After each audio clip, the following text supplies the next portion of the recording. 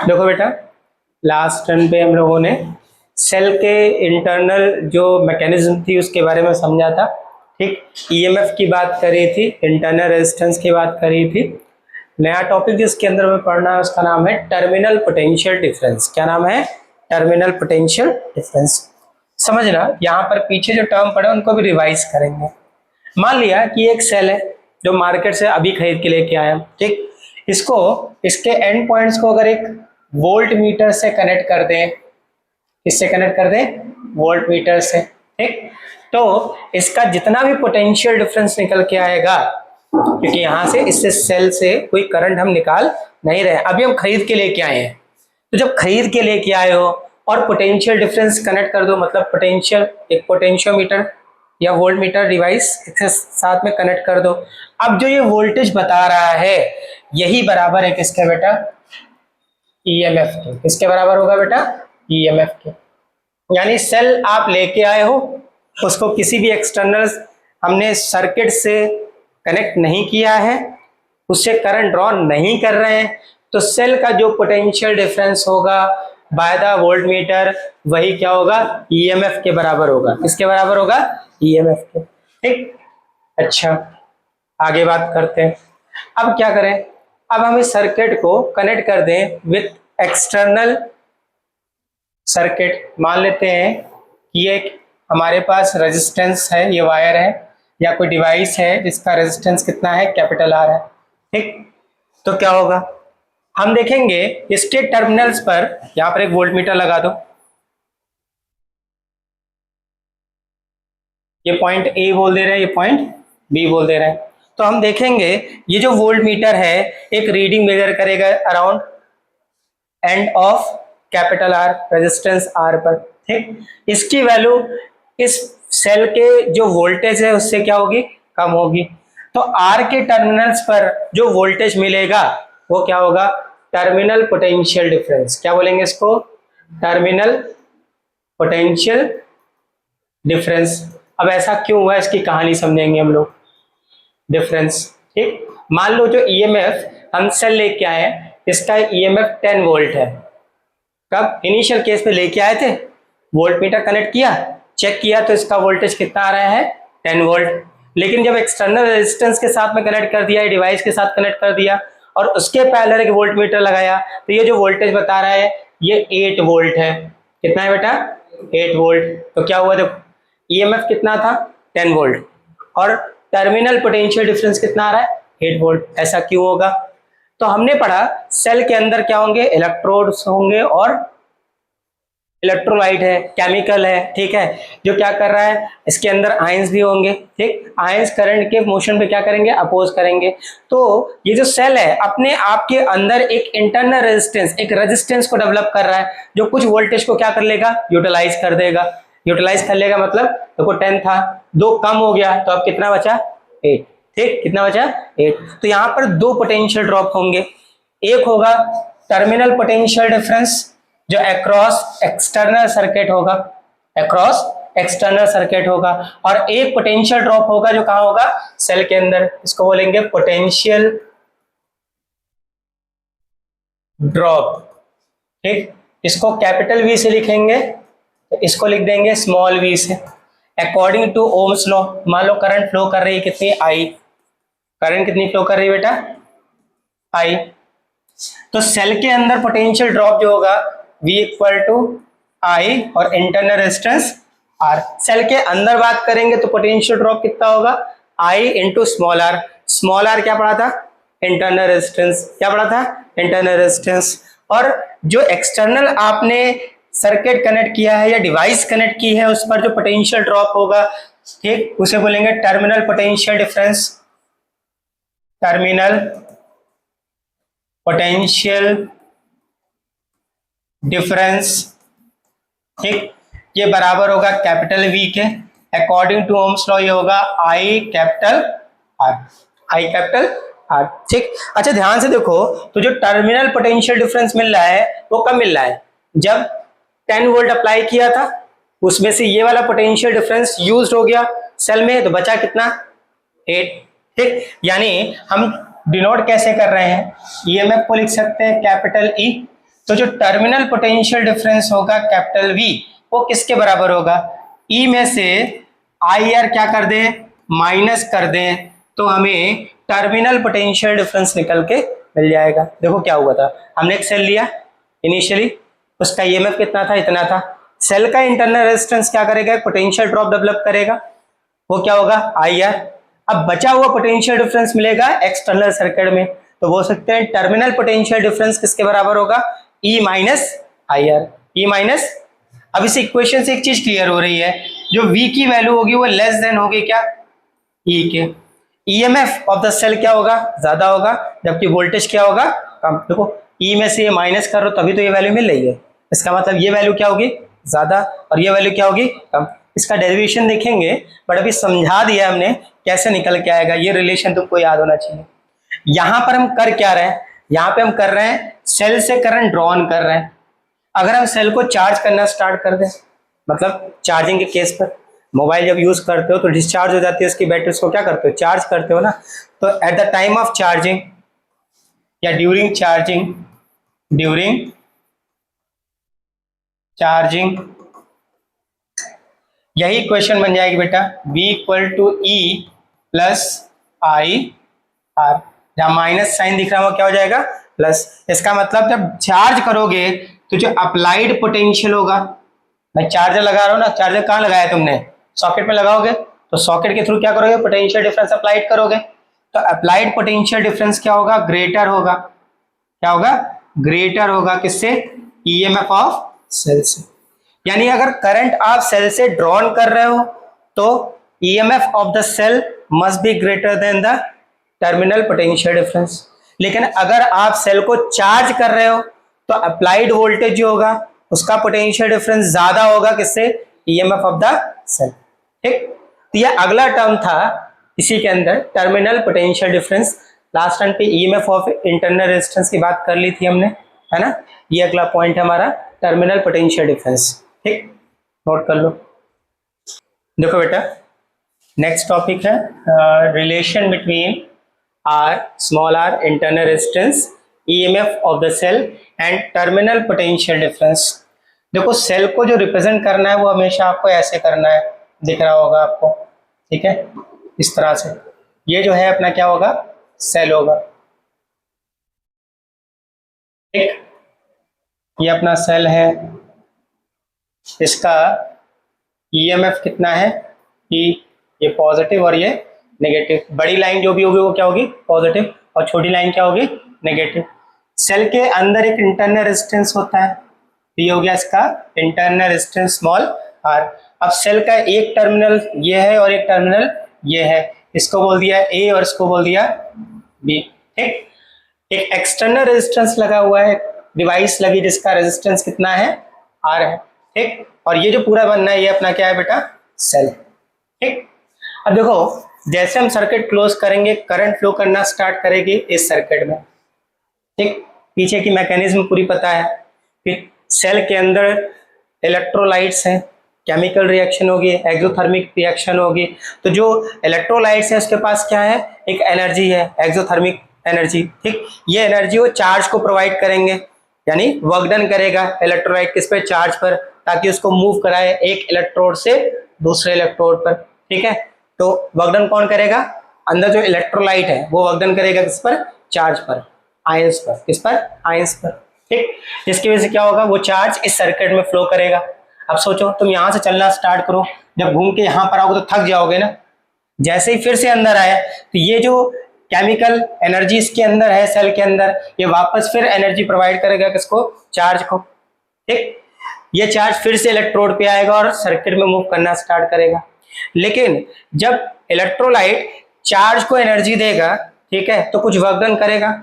ये work done energy के form में स्टोर होगा चार्ज में, और चार्ज इस एनर्जी को दो पार्ट में यूज करेगा। पहला, सेल के अंदर जो इंटरनल रेजिस्टेंस है उससे ओवरकम करने के लिए, और दूसरा बाहर जो रेजिस्टेंस लगा है उससे ओवरकम करने के लिए, क्योंकि उसको यहां भी चलना पड़ेगा और सेल के अंदर भी मूव करना पड़ेगा। ठीक है, तो देखो ध्यान से, हमने ईएमएफ की डेफिनेशन क्या पढ़ी बेटा, ईएमएफ की डेफिनेशन पढ़ी है, जो ईएमएफ होगा वो किसके बराबर होगा, work done per unit charge, यही पढ़ी थी ना। ठीक है, तो यहां से ईएमएफ के टर्म में अगर वर्क डन निकाल लें तो work done by the electrolyte, work done by the electrolyte on the charge कितना आ जाएगा, E इंटू क्यू। समझ में आया? ये टोटल एनर्जी है, ये टोटल वर्क डन है जो कौन प्रोवाइड करेगा, इलेक्ट्रोलाइट। किसको? चार्जेस को। किसको? चार्जेस को। ठीक, अब इलेक्ट्रोलाइट के थ्रू जो एनर्जी मिली है चार्ज को, ये दो पार्ट यूज करेगी, दो पार्ट में यूज होगा। पहला बेटा, to overcome the internal resistance, to overcome to internal resistance. समझना जरा ध्यान से। अब जहां पर हम E की बात कर रहे हैं, इंटरनल रेजिस्टेंस से बात करें, तो अभी देखो थोड़ी देर पहले हमने पोटेंशियल ड्रॉप V बोला था। क्या बोला था? V, है ना? तो क्या लिखेंगे देखो, W इंटरनल, क्योंकि सेल के अंदर की बात हो रही है, तो क्या लिखेंगे, internal equal to V into Q, V into Q. कोई दिक्कत तो नहीं? पक्का? अच्छा, ये हो गई इक्वेशन सेकेंड। ये एक वर्क डन हुआ, मतलब ये वाला जो वर्क डन था, जो एनर्जी दी, उसको दो पार्ट में इस्तेमाल कर रहा है। पहला इंटरनल रेजिस्टेंस से ओवरकम करने के लिए, चार्ज को मूव करने में वर्क डन करना पड़ेगा। फिर एक्सटर्नल सर्किट में, इन एक्सटर्नल सर्किट कितना वर्क डन करना पड़ेगा, एक्सटर्नल। देखो, एक्सटर्नली एक रेजिस्टेंस लगा है तो इसके एंड पर पोटेंशियल ड्रॉप होगा, terminal potential difference capital V। Small v लिख रहा है तो सेल के अंदर की बात कर रहा है, और अगर कैपिटल V लिख रहा है तो सेल के बाहर जो सर्किट लगाया है उसके पोटेंशियल डिफरेंस की बात कर रहा है। V इंटू क्यू, चार्ज तो सेम ही है ना, चार्ज तो सभी जगह सेम मूव करेगा, बस पोटेंशियल का क्या होगा, डिफरेंट होगा। पोटेंशियल हर पॉइंट पे क्या होगा, डिफरेंट। ठीक, अच्छा ध्यान से देखो, by law of conservation of energy,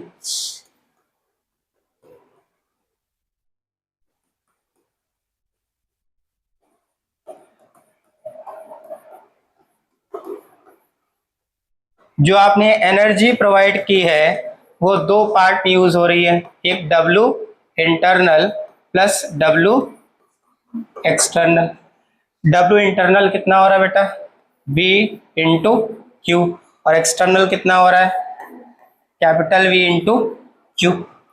अच्छा, ये W भी पता है अपने पास कितना है, तो क्या हो जाएगा, E into Q equal to V small v into Q plus capital V into Q. देखो Q कॉमन लेके क्या हो जाएगा, कैंसिल। Q कॉमन लेके क्या हो गया, कैंसिल। तो क्या बचा, E equal to small v plus capital V। देखो पीछे वाली कंडीशन तो आ गई, आया ना? देखो कैसे, इसको इधर भेज, स्मॉल v को इधर भेजो, तो कैपिटल V इक्वल टू क्या हो जाएगा, E माइनस स्मॉल v। तो capital V equal to E, और स्मॉल v क्या था भाई अपने पास, देखो पीछे स्मॉल v किसके बराबर था, I स्मॉल r के, I स्मॉल r के, तो I स्मॉल r, यही रिलेशन पढ़ाया था अभी। एक बार फिर से देख लो जरा। देखो हमने ये पीछे पढ़ा था कि सेल के अंदर इलेक्ट्रोलाइट्स होंगे, इनमें केमिकल रिएक्शन होगी, और केमिकल रिएक्शन में एनर्जी रिलीज होगी। अब ये एनर्जी कहाँ है, इलेक्ट्रोलाइट के पास ही है, और आयंस भी डेवलप होंगे। अब इलेक्ट्रोलाइट ये एनर्जी आयंस को देगा, ठीक, जिसकी वजह से जो चार आयंस हैं सेल के अंदर वो एक एक प्लेट पर क्या हो जाएंगे, आ जाएंगे, एक प्लेट पर पॉजिटिव, एक प्लेट क्या आ जाएंगे, नेगेटिव। अब कोई चार्ज अगर सर्किट में मूव करना चाहेगा तो ये जो इलेक्ट्रोलाइट की एनर्जी है वो उस चार्ज को क्या देगी, एनर्जी देंगे। इसकी वजह से चार्ज सर्किट में और सेल के अंदर मूव करेगा, क्योंकि सेल के अंदर भी क्या है, एक इंटरनल रेजिस्टेंस है जो चार्ज यानी करंट के फ्लो पे क्या करेगा, एक अपोजिंग फोर्स लगाएगा। ठीक, यानी सेल की जो एनर्जी है, सेल के जो इलेक्ट्रोलाइट की एनर्जी जो चार्ज को मिल रही है वो दो पार्ट में यूज होगी। पहला, इसके अगेंस्ट कुछ वर्क डन करना पड़ेगा, और इसके अगेंस्ट भी कुछ वर्क डन करना पड़ेगा, क्योंकि दोनों ही अपोजिंग फोर्स है। ठीक, तो कितना हो गया बेटा, जो वर्क डन करना पड़ा according to the definition of EMF equal to W upon Q। तो ईएमएफ कितना आ गया, यहाँ से वर्क डन कितना आ गया, W equal to E into Q। हमने बोला ये जो वर्क डन होगा वो दो पार्ट में यूज होगा, यानी ये जो एनर्जी होगी वो दो पार्ट में जाएगी, एक इंटरनल रेजिस्टेंस के अगेंस्ट इतना, ठीक है, कहां से V equal to W upon Q से, ठीक, और एक एक्सटर्नल रेजिस्टेंस के अगेंस्ट कितना W external V into Q. फिर law of conservation of energy से जितनी एनर्जी दी है वही तो यूटिलाइज होगी, मतलब W equal to W internal plus W external. Internal कितना निकाला, देखो क्या, V into Q, small v into Q यहां रख दिया।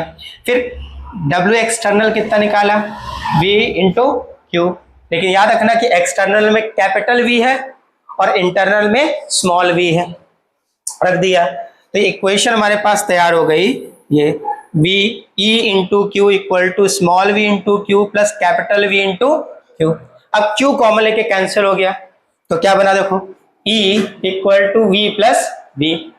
अब ये स्मॉल v हम कैपिटल V के टर्म में फॉर्मूला बना लेते हैं, तो स्मॉल v को इधर भेज दो, इधर प्लस का इधर आगे क्या हो जाएगा माइनस का, तो capital V equal to E minus V, और स्मॉल v पीछे बताया किसके बराबर, capital I into small r, यहाँ पे स्मॉल r क्या है, internal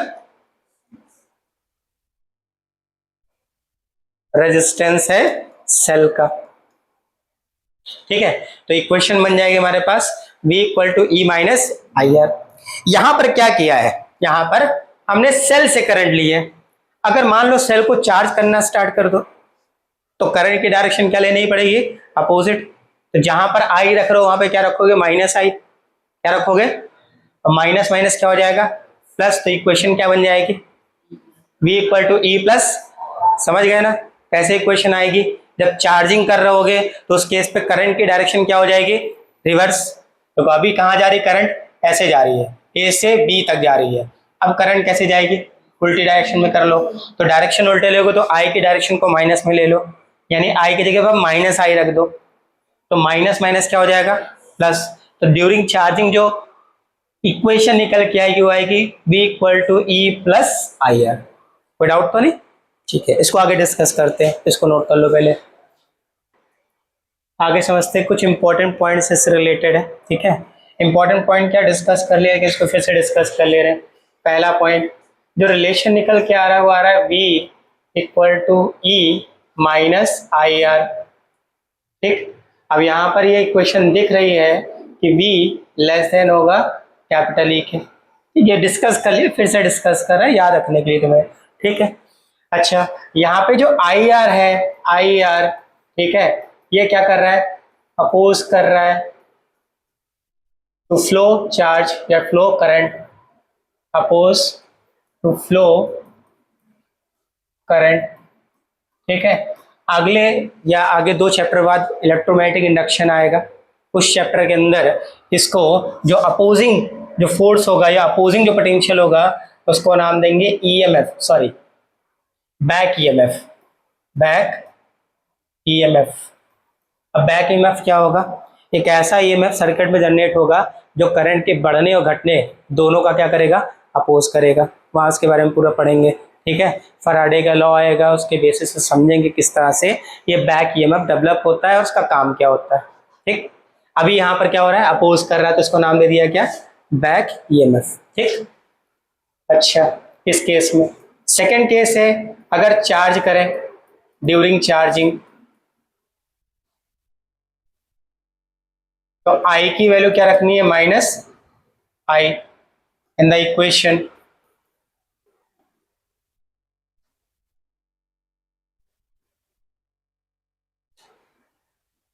V equal to E minus I R, I के प्लेस पर माइनस I रख दो, तो V equal to E minus minus I into R, क्योंकि करंट की डायरेक्शन क्या हो जाएगी, अपोजिट, इसलिए माइनस सेंस लेके चल रहा है, ठीक। फिर V माइनस माइनस क्या हो गया, प्लस, प्लस का आई आर, ये पोटेंशियल डिफरेंस होगा ड्यूरिंग चार्जिंग। अब यहाँ पर ये चीज क्लियर हो रही है कि जो पोटेंशियल जो आपने अप्लाइड किया है वो ईएमएफ से क्या होगा, ज्यादा होगा ड्यूरिंग चार्जिंग, ड्यूरिंग चार्जिंग, ठीक है। कोई डाउट तो नहीं, इसको अलग एक पॉइंट दे दिया ताकि याद रहे कि हमें कैसे वर्क करना है, ठीक। अच्छा, एक और पॉइंट समझ लो, तीसरा पॉइंट बेटा इसमें मान लो सेल से कोई करंट ही ड्रॉ नहीं कर रहे हो आप, थर्ड पॉइंट देखो पीछे पढ़ा था, यहाँ प्रूफ करके निकालेंगे। ठीक, मान लो करंट ही नहीं ले रहे हो आप सेल के अंदर से, तो आई की वैल्यू क्या हो गई, 0। अगर आई की वैल्यू 0 हो जाए तो V equal to E minus I R से, बेटा देखो जरा ध्यान से, आई की जगह 0 रख दो तो क्या बन गया, B equal to E.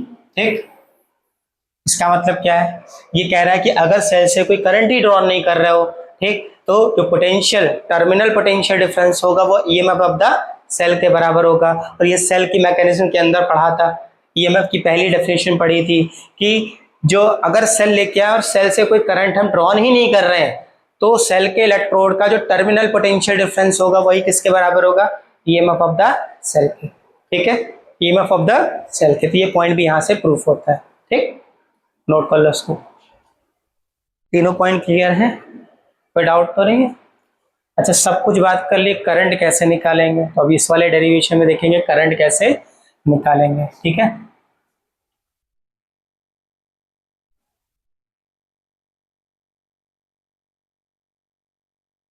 Diagram डालना भूल गए यार।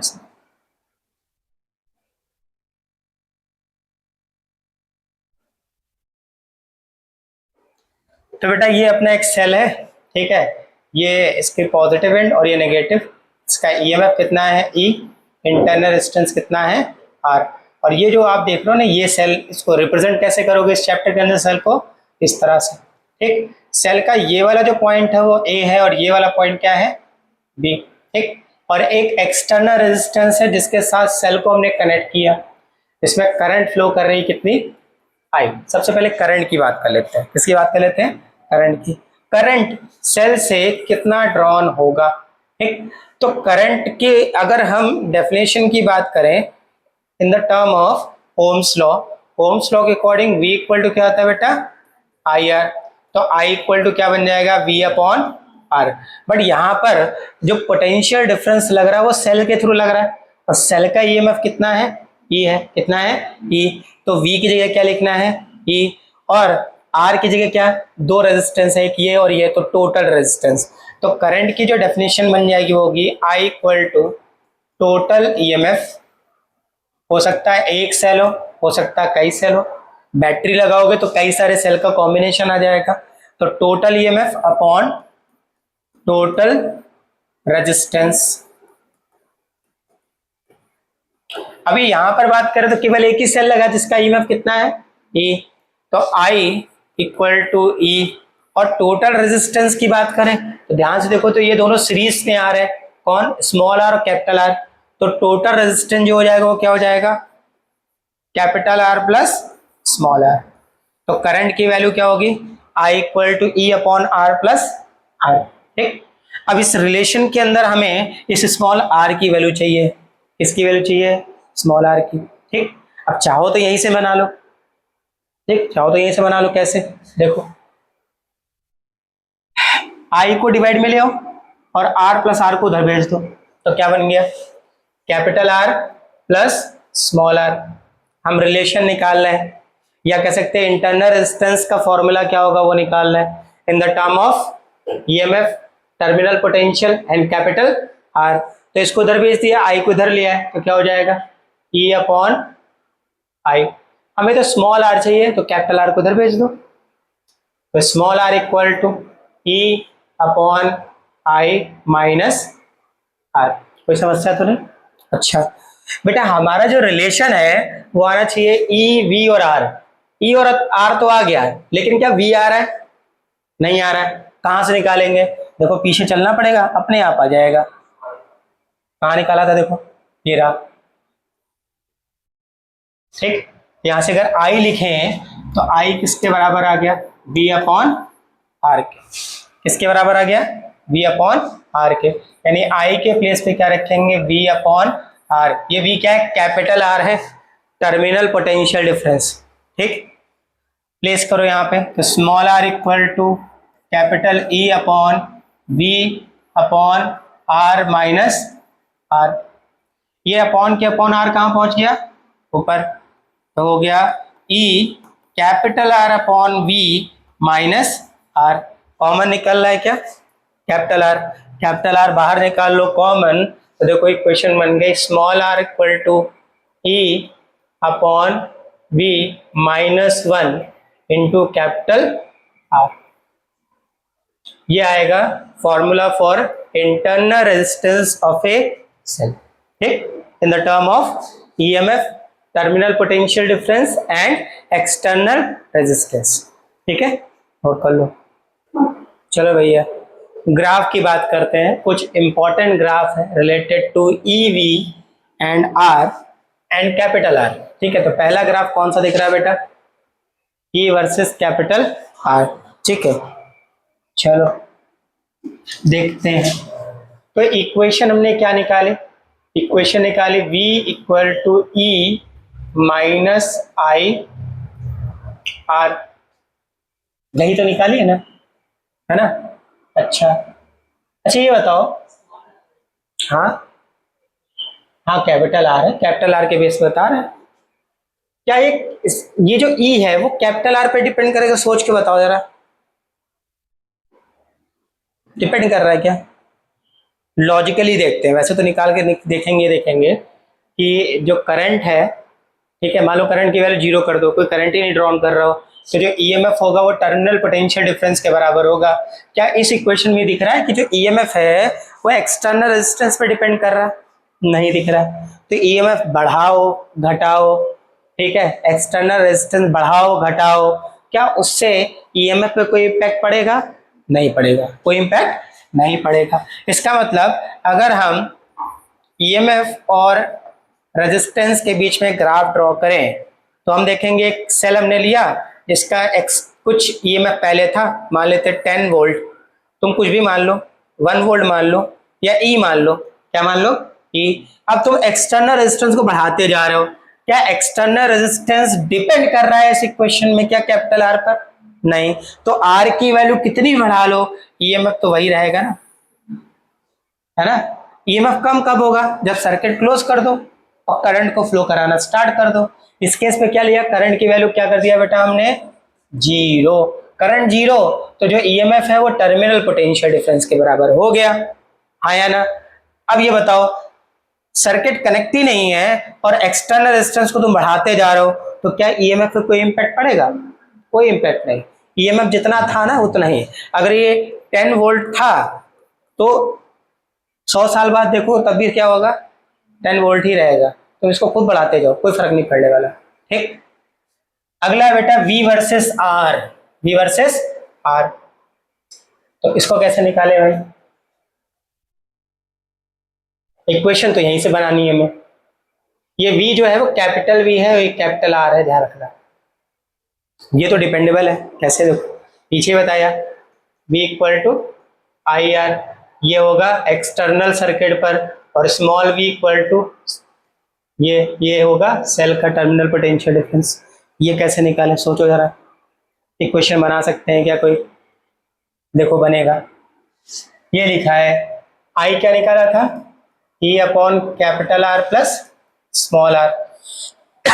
सॉरी, अगर ये I यहाँ रख दें तो V इक्वल टू क्या बन जाएगा? E upon capital R plus small r और मल्टीप्लीकेशन में कैपिटल R। अच्छा, इसको ऐसे भी लिख सकते हैं क्या? I equal to E upon R, भाई इसको डिवाइड में ले आओ तो R अपॉन R 1 हो जाएगा। इसको लिख सकते हैं E फिर 1 प्लस और small r upon capital R।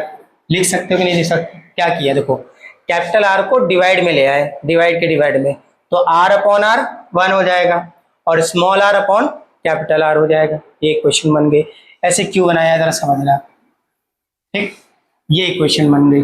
अब इसमें कुछ कंडीशन फॉलो करते हैं। देखो, अगर हम कैपिटल R की वैल्यू 0 रख लें इनिशियली कैपिटल R की वैल्यू क्या कर दें? 0, ठीक? तो देखो क्या हो जाएगा, I की वैल्यू क्या आएगी जरा बताना। ये 0, ये क्या हो जाएगा? Something upon 0 infinity, 1 plus okay infinity something upon infinity क्या हो जाएगा? 0। तो करंट की वैल्यू ठीक। अच्छा, अब अगर मान लो ये दोनों बराबर हो जाए, भैया इसकी वैल्यू बढ़ाना स्टार्ट करेंगे, कैपिटल आर को बढ़ाएंगे, बढ़ाते बढ़ाते बढ़ाते बढ़ाते कहाँ पहुंच गए, कहाँ पहुंच गए, इसके बराबर, किसके बराबर, इसके बराबर। तो स्मॉल आर किसके बराबर, कैपिटल आर के। तो देखो करंट क्या हो जाएगा, capital R upon capital are 1, 1 + 1 2। तो करंट की वैल्यू किसके बराबर बेटा, E अपॉन 2 के। लेकिन मतलब जब इसकी कंडीशन इसके बराबर बात की, हमने बोला ये जो बराबर हो गए तो जो करंट होगा वो ईएमएफ के हाफ के बराबर होगा। करंट किसके बराबर होगा, देखो क्या हुआ, रेजिस्टेंस की वैल्यू बढ़ाई तो करंट की वैल्यू भी क्या हो गई, बढ़ गई, बढ़ गई, है ना। अच्छा, अब क्या करें, अब कहते हैं कि वैल्यू और बढ़ा दी हमने, कितनी कर दी, आर की वैल्यू हमने कर दी इनफाइनाइट। तो पहले बढ़ाई, पहले 0 रखी, फिर बढ़ा करके स्मॉल आर के बराबर कर दिया, अब बढ़ा के मैक्सिमम, कोई लिमिट तो पता नहीं अपने को, 0 कर सकते हैं, बराबर कर सकते हैं और इनफाइनाइट। जरा इनफाइनाइट रखो यहां पर, तो समथिंग अपॉन इंफिनिटी 0, 0 + 1 1, ठीक। तो क्या आ गया, यानी आई किसके बराबर आ जाएगा बेटा, E। दिख रहा है ना लिमिट, क्या दिख रहा है, जैसे जैसे आर की वैल्यू बढ़ा रहे हो वैसे वैसे आई की वैल्यू भी क्या हो रही है, बढ़ रही है, ठीक है, एक्सपोनेंशियली बढ़ेगी, ठीक। तो ग्राफ देखते हैं जरा, क्या बढ़ा रहे हो, आर की वैल्यू में चेंज कर रहे हो, ठीक है, उसके बेस पर आई की वैल्यू क्या हो रही है बेटा, चेंज हो रही है, उसके बेस पर आई की वैल्यू क्या हो रही है, चेंज हो रही है, ठीक है भाई। तो इनिशियली कहां से स्टार्ट किया, 0 से, तो 0 से स्टार्ट करना है तुम्हें, ओरिजिन से। देखो 0 से स्टार्ट किया तो करंट की वैल्यू क्या है, 0, 0 से स्टार्ट करो, अब धीरे धीरे वैल्यू क्या होगी, बढ़ेगी, ठीक। यहां पर जब स्मॉल आर और कैपिटल आर बराबर हो गए, यानी कैपिटल आर की वैल्यू किसके बराबर है, स्मॉल आर, तो जो ईएमएफ करंट है वो किसके बराबर है, E/2 के। फिर आर की वैल्यू क्या हो गई, इन्फिनिटी, कहां पर पता है क्या, इन्फिनिटी कहां होगा, हाँ ये पता है, वैल्यू क्या हो रही है, बढ़ रही है, वैल्यू क्या हो रही है, बढ़ रही है, तो बढ़ते बढ़ते इसकी वैल्यू क्या हो जाएगी, मैक्सिमम। ऐसे बढ़ा दो, ऐसे लगातार बढ़ती जा रही है और बढ़ के एकदम मैक्सिमम, करंट की वैल्यू क्या हो जाएगी, आई बराबर ई के, आई बराबर ई के। कोई डाउट तो नहीं, बन जाएगा, चलो नोट कर लो इसको, ठीक है। अगला ग्राफ देखें बेटा, देखो नेक्स्ट ग्राफ है V versus I graph, V versus, V मतलब टर्मिनल पोटेंशियल डिफरेंस और करंट का ग्राफ, ठीक। कैसे देखोगे जरा ध्यान से देखना बेटा, तो अपने पास इक्वेशन है V = E - IR, ठीक। इसको हम कन्वर्ट करेंगे Y = mx + C के टर्म में। अच्छा ध्यान से देखो, आपको ये जो ग्राफ बनाना है वो Y और X के टर्म में बनाना है, y कौन होगा यहाँ पर, v, और x कौन होगा, i। तो इस इक्वेशन को भी इस फॉर्मेट में लेके आना पड़ेगा, तो क्या लिखते हैं इसको हम, v = -IR + e, ठीक। y पर जो इंटरसेप्ट होगा वो e को रिप्रेजेंट करेगा, ठीक, और -r स्लोप बता रहा है, और स्लोप कैसा है, माइनस है। याद है ट्रिक क्या बताई थी, ठीक है, आपको क्या रखना है, अपने हैंड को परपेंडिकुलर रखना है, अगर स्लोप निगेटिव है तो कैसा होगा, एंगल 90 से बड़ा, और स्लोप अगर पॉजिटिव है तो एंगल 90 से छोटा, ठीक। बस वैसे बनाएंगे, यानी यहाँ पर जो स्लोप दिख रहा है m की वैल्यू है -IR के बराबर, x पर क्या रखना है i, और y पे क्या रखना है b। चलो ग्राफ प्लॉट करते हैं इसका,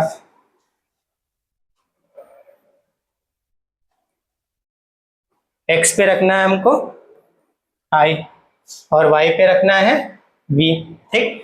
इंटरसेप्ट पॉजिटिव है, इंटरसेप्ट कैसा है, पॉजिटिव, यानी जो ग्राफ होगा, जो लाइन होगी स्ट्रेट लाइन, वो y पर पॉजिटिव पे कट करेगी, कहाँ पे कट करेगी, पॉजिटिव, और एंगल कैसा है बेटा, सॉरी स्लोप कैसा है, नेगेटिव, स्लोप कैसा है, तो ग्राफ कैसा आएगा, इस तरह से आएगा, ठीक, ऐसे आएगा, ठीक। ये आ गया आपका y intercept that is c = e, और ये जो स्लोप है ये किसको बता रहा है, स्लोप किसके बराबर होगा, आर के। स्लोप किसके बराबर होगा? माइनस आर के। ठीक, कोई डाउट तो नहीं?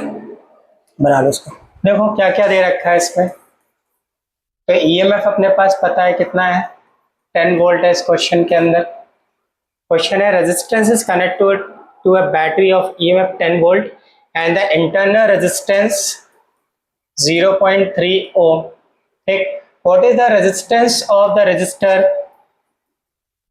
To be inserted in the circuit for the circuit current 1.2 ampere. Capital R निकालना है। तो आई का फॉर्मूला पढ़ा हम लोगों ने, current in the circuit EMF upon total resistance. यहां से कैपिटल आर चाहिए तो capital R plus small R equal to, divide में ले आओ, E upon I. Small R को इधर भेज दो तो capital R equal to E upon I minus small R. Value अपने पास गिवन है ना सारी, रखते हैं। आर इक्वल टू ई की वैल्यू कितनी है अपने पास? 10 divide by I 1.2 minus small R 0.3। Point हटाया, 0 बढ़ा दिया, थोड़ा सा दूर लिख देते हैं इसको, माइनस 0.3। ठीक है, इसको डिवाइड करें कितना आया?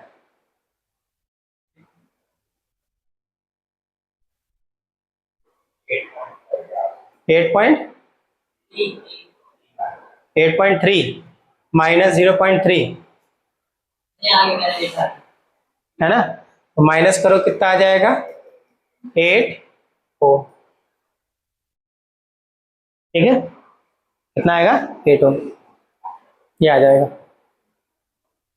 देखो भाई अगला क्वेश्चन क्या कह रहा है। क्वेश्चन कह रहा है a cell of EMF E and internal resistance capital R gives a current of 0.5 ampere with an external resistance 12 ohm। ठीक है, 12 ओम के रेजिस्टेंस के हिसाब पे करंट कितना दे रहा है? 0.5 ampere and a current of 0.25 ampere with an external resistance of 25 ohm. Calculate internal resistance of the cell and the EMF of the cell. दो कंडीशन दी है और वैल्यू भी तुमसे कुछ नहीं पूछ रहा है। दो मतलब दो कंडीशन से दो इक्वेशन बना ले और हम वैल्यू फाइंड आउट कर सकते हैं। तो फर्स्ट कंडीशन, लेकिन पहले फॉर्मूला लिख दे भाई जरा। फॉर्मूला देखो, करंट का फॉर्मूला पड़ा I equal to E upon capital R plus small R. First case पर, फर्स्ट केस, पहले केस पे कह रहा है करंट की वैल्यू कितनी दे रहा है बेटा? 0.5। ईएमएफ कितना है? नहीं पता। ई इंटरनल रेजिस्टेंस भी पता नहीं है, बट एक्सटर्नल रेजिस्टेंस पता है। पहले केस पे कितना है? 12। ठीक है, तो पहली इक्वेशन यहां से। अब एक काम करो, मल्टीप्लाई करके इक्वेशन बना लो यहां से। ये मल्टीप्लाई करो उधर, तो E इक्वल टू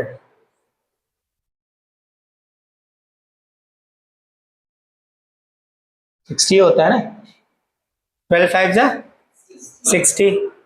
ठीक है, और पॉइंट लगेगा एक डिजिट पर प्लस 0.5 आर। ठीक, इसको बोल दो इक्वेशन 1। अब सेकंड कंडीशन चलो। सेकंड कंडीशन में, second case sorry, second case में करंट मिल रही है 0.25। ठीक, ईएमएफ निकालना है, एक्सटर्नल रेजिस्टेंस कितना लगा रहे हैं? 25। ठीक, और स्मॉल आर भी निकालना है। इसको भी सॉल्व कर लेते हैं। 25 इंटू 25 625, और पॉइंट 2 डिजिट के बाद लगाना है। तो देखो इक्वेशन बनी E equal to 6.25 plus 0.25 small R. ठीक है, पहली इक्वेशन देखो LHS E के बराबर है और दूसरी इक्वेशन भी LHS E के बराबर है। तो RHS को इक्वेट कर सकते हैं। इक्वेट करके क्या निकाल लें? स्मॉल आर की वैल्यू। क्या निकाल लें? स्मॉल आर की value from equation 1 and 2 we get, देखो LHS इक्वल है तो RHS को इक्वेट कर सकते हैं। तो 6 plus 0.5 small R equal to 6.25 plus 0.25 small R. ठीक, अब एक काम करते हैं, आर वाले टर्म एक तरफ कर लो, नंबर वाले टर्म एक तरफ कर लो। तो 6 को इधर ले आओ और 0.25 आर को इधर ले आओ। तो 0.5 R minus 0.25 R equal to 6.25 minus 6। Minus करो उसको, करो बेटा, ये आ जाएगा 0.25 small R equal to 0.25। Simply cut होता दिख रहा है, तो स्मॉल आर किसके बराबर आ गया, 1 ओम। पहला आंसर क्या आ रहा है बेटा, 1 ओम। इंटरनल रेजिस्टेंस कितना आ रहा है, 1 ओम आ रहा है क्या, ठीक है। अब ये स्मॉल आर की वैल्यू किसी भी एक इक्वेशन में रख दो, कहीं भी रख दो, किसी में रख दो। तो from first equation first we get E equal to 6 plus 0.5 into 1, add कर दो बेटा, कितना आया 6.5, और ये क्या है, ईएमएफ है, तो क्या लिखेंगे, वोल्ट। आ रहा है दोनों आंसर, कोई दिक्कत तो नहीं, ठीक है, नोट कर लो।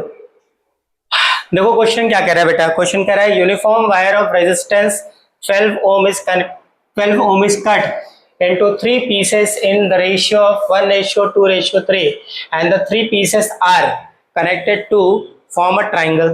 तो 12 ओम को अगर हम 1:2:3 के फॉर्म में अगर हम डिवाइड करें तो आ जाएगा, फर्स्ट वाले का मतलब ऐसे डिवाइड करके देख ले रहे हैं, मतलब हमने डिवाइड किया R12 ओम को 3 पार्ट में, तो R1 हो गया 2 ओम, R2 हो गया 4 ओम एंड R3 हो गया 6 ओम। ये डिवाइड कर दिया हमने 1:2:3 के फॉर्म में। ठीक, अब क्या कह रहा है क्वेश्चन में, अब इसको क्या किया गया, 3 pieces are connected to form a triangle, triangle के फॉर्म में ले आए। अच्छा, a cell of EMF 8 volt and internal resistance 1 ohm is connected across the highest of the 3 resistors। तो हाईएस्ट कौन सा दिख रहा है, 6, हमें लगाना है ट्राइंगल के फॉर्म में। देखो जैसे हम बना रहे हैं वैसे जरूरी नहीं है, आप कैसे बना सकते हो, आप यहां भी लगा सकते हो, यहां भी हाईएस्ट लगा सकते हो और यहां भी लगा सकते हो, बट तीनों ट्राइंगल के फॉर्म में होने चाहिए। ठीक, तो ये हो गया 6 ओम, ये हो गया 4 ओम और ये हो गया 2 ओम। इसके लिए कोई बाउंडेशन नहीं कि इधर 2 आना चाहिए इधर 4 आना चाहिए, ठीक है। ये हो गया 2 ओम। अब इसके एंड पर एक सेल को कनेक्ट कर दिया है, सेल का सिंबल तुमको बता दिया है बेटा, ये है 8 वोल्ट इसका ईएमएफ है और 1 ओम इसका इंटरनल रेजिस्टेंस है, और सेल को हमेशा ऐसे बनाना है आपको।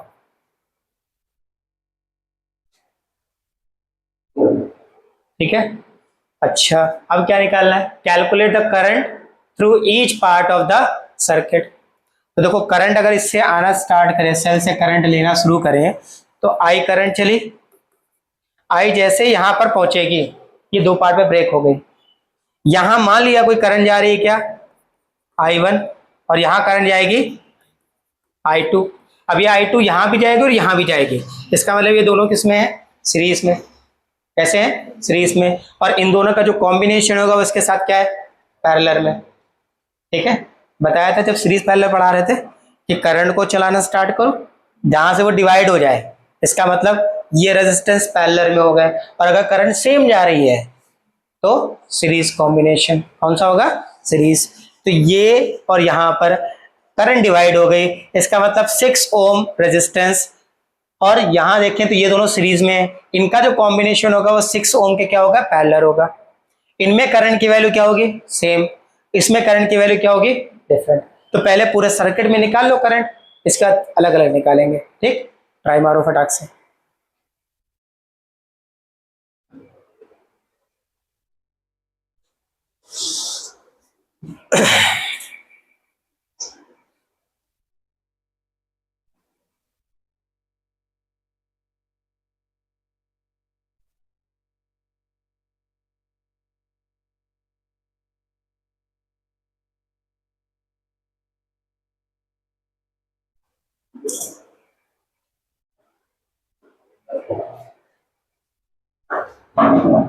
निकाले क्या, जल्दी खत्म कर दो। देखो सबसे पहले करंट का फॉर्मूला लिखो, तो करंट होता है I equal to E upon R plus R. Capital R तुम्हें टोटल पता है क्या? वो तो वहां था, डिवाइड करके जब लगाया तो अब तो चेंज हो गया। कैसे? सीरीज में कितने, 4 + 2 6।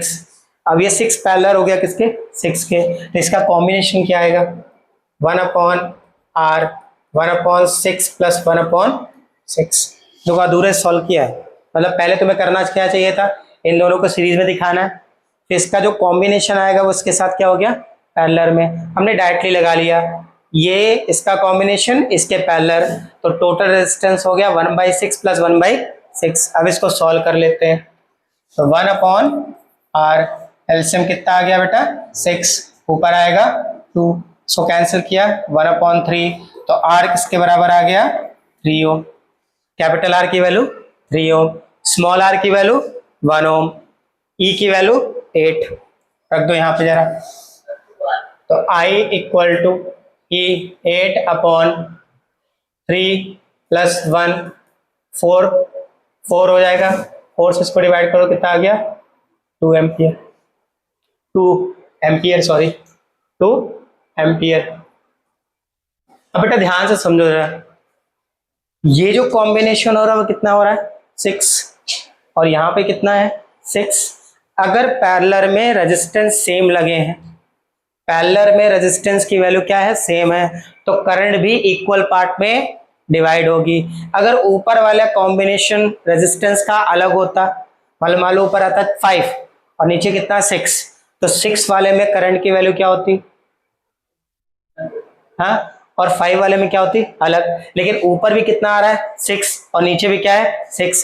पैरेलल में जब भी रेजिस्टेंस कनेक्टेड हो, चेक कर लो रेजिस्टेंस सेम है या नहीं। अगर रेजिस्टेंस सेम है तो करंट की वैल्यू भी क्या होगी, सेम। मतलब क्या हो गया, जब ये आई करंट यहाँ पहुंचेगी तो एक पार्ट में यहाँ डिवाइड होगी, एक पार्ट में ये डिवाइड होगी, क्योंकि रेजिस्टेंस की वैल्यू सेम है, इसका मतलब करंट का जो डिवाइड होगा वो क्या होगा, सेम होगा। क्या होगा, करंट फ्रॉम, करंट इसको नाम दे देते हैं, जैसे ये बोल दे ए, ये हो गया बी, और इसको बोल दे सी। करंट ए बी सी, यानी ए से बी और बी से सी में जो करंट की वैल्यू होगी वो क्या होगी, 1 एम्पियर। कैसे, इसका हाफ कर दो, ये 2 एम्पियर जा रही है, रेजिस्टेंस बराबर है, तो हाफ पार्ट में क्या होगी, करंट डिवाइड हो जाएगी, 2 का हाफ, 1 इधर गई और 1 इधर गई, तो ए बी सी में करंट की वैल्यू कितनी होगी बेटा, 1 एम्पियर। बताओ एसी में करंट की वैल्यू कितनी होगी, 1 एम्पियर। कैलकुलेट ही नहीं करना है इसको, बस तुमको समझना है, लॉजिक याद रखना है कि अगर पैरेलल में रेजिस्टेंस सेम है तो करंट इक्वल अमाउंट में क्या होगी, डिवाइड होगी। मतलब 2 एम्पियर करंट 1 एम्पियर इधर भी जाएगी और 1 एम्पियर इधर भी जाएगी। हो गया सॉल्व, ठीक।